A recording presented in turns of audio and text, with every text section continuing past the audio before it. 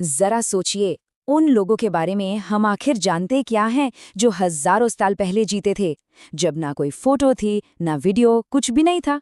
तो फिर हम उनकी दुनिया को कैसे समझे? आज हम इतिहास के जासूस बनकर यही पता लगाएंगे कि क्या बताती हैं हमें किताबें और कब्रें, और अतीत के इन रहस्यों से पर्दा उठाएंगे। तो हमारी इस जासूसी में हमारे पास दो बिल्कुल अलग-अलग सुराग हैं। देखिए, एक तरफ तो है नाजुक पांडुलिपियों पर लिखे हुए शब्द, पीढ़ियों से चली आ रही प्रार्थनाओं और विचारों से भरे हुए, और दूसरी तरफ जमीन में दबे ये विशाल पत्थर जो खामोशी से उन लोगों की कहानियों की हिफाजत कर रहे हैं जिन्हें वो ढके हुए हैं। तो शब्द और पत्थर, किताबें और कब्रें, चलिए देखते हैं ये हमें क्या बताते हैं।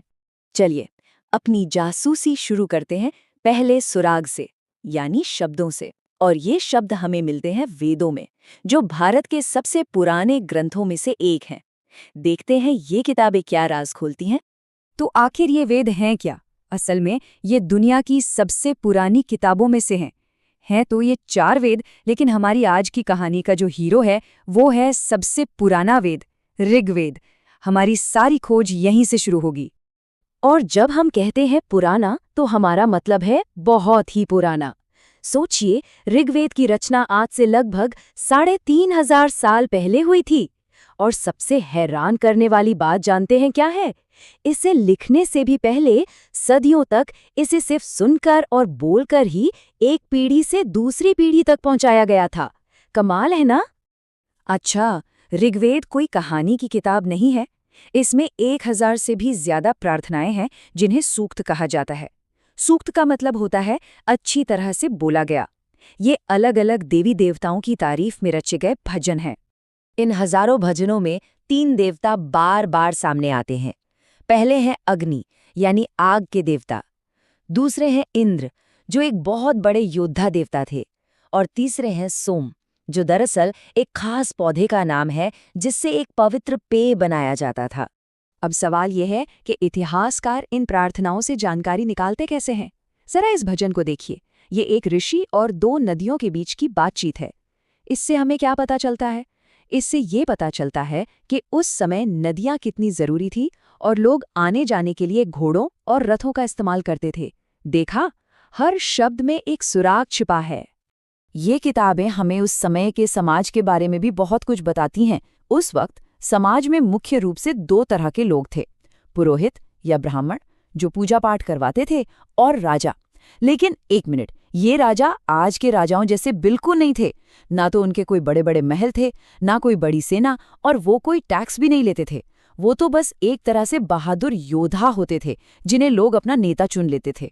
ठीक है, तो अब अपनी जांच को शब्दों की दुनिया से निकालकर पत्थरों की इस खामोश दुनिया की तरफ ले चलते हैं, क्योंकि जिस समय उत्तर पश्चिम में वेदों की रचना हो रही थी, उसी समय भारत के दूसरे हिस्सों में कुछ बहुत अलग हो रहा था।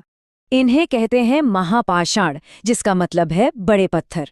ये असल में बड़े बड़े पत्थर थे जिन्हें कब्रों के ऊपर निशानी के तौर पर लगाया जाता था। आप कह सकते हैं कि ये खामोश पहरेदार हैं जो हजारों सालों से मृतकों के राजों की हिफाजत कर रहे हैं। और यहाँ एक बहुत मजेदार बात है, ये सब लगभग 3,000 साल पहले शुरू हुआ, मतलब लगभग उसी समय के आसपास जब वेद रचे जा रहे थे। लेकिन ये प्रथा भारत के दूसरे हिस्सों में थी, जैसे कि दक्षिण भारत, दक्कन और कश्मीर में। तो सबसे बड़ा सवाल, पुरातत्वविदों को इन बड़ी बड़ी कब्रों के अंदर आखिर मिला क्या? ये पत्थर क्या कहानियां सुनाते हैं? तो इन कब्रों के अंदर सिर्फ इंसानी हड्डियां ही नहीं मिली, उनके साथ दफन थे खास तरह के काले और लाल मिट्टी के बर्तन, लोहे के औजार, घोड़ों के कंकाल और यहाँ तक कि सोने और कीमती पत्थरों के गहने भी। ये सारी चीजें उस दौर के लोगों की जिंदगी और उनकी सोच की एक झलक देती हैं। खासकर लोहे की बनी चीजें। देखिए, कब्रों से खंजर, कुल्हाड़ियां और कई तरह के हथियार मिले हैं। इससे ये पता चलता है कि ये लोग लोहा इस्तेमाल करना जानते थे, जो उस जमाने के हिसाब से एक बहुत बड़ी टेक्नोलॉजिकल एडवांसमेंट थी। तो अब हमारे पास 2 तरह के सुराग हैं, एक तरफ किताबें और दूसरी तरफ कब्रें। अब आएगा असली मजा, जब हम इन दोनों को एक साथ जोड़कर देखेंगे। फर्क देखिए, वेद हमें बताते हैं कि लोग जानवरों, घोड़ों और बेटों के लिए प्रार्थना करते थे, लेकिन कब्रें हमें कुछ और ही कहानी सुनाती हैं। किसी एक कब्र में सोने के 33 मनके मिले तो किसी दूसरी में सिर्फ मिट्टी के कुछ बर्तन। ये साफ साफ दिखाता है कि समाज में अमीर और गरीब का भेद था। किताबें हमें बताती हैं कि लोग क्या सोचते थे, जबकि कब्रें ये दिखाती हैं कि वो असल में कैसे जीते थे। तो मतलब ये है कि इतिहास को समझने के लिए ये दोनों ही सुराग बहुत ज़रूरी हैं। वेद हमें लोगों की दिमागी दुनिया में ले जाते हैं, उनके भगवान, उनकी प्रार्थनाएं, उनके विचार, और पत्थर हमें उनकी असली दुनिया दिखाते हैं, उनकी टेक्नोलॉजी, उनकी दौलत और उनके रहन सहन का तरीका।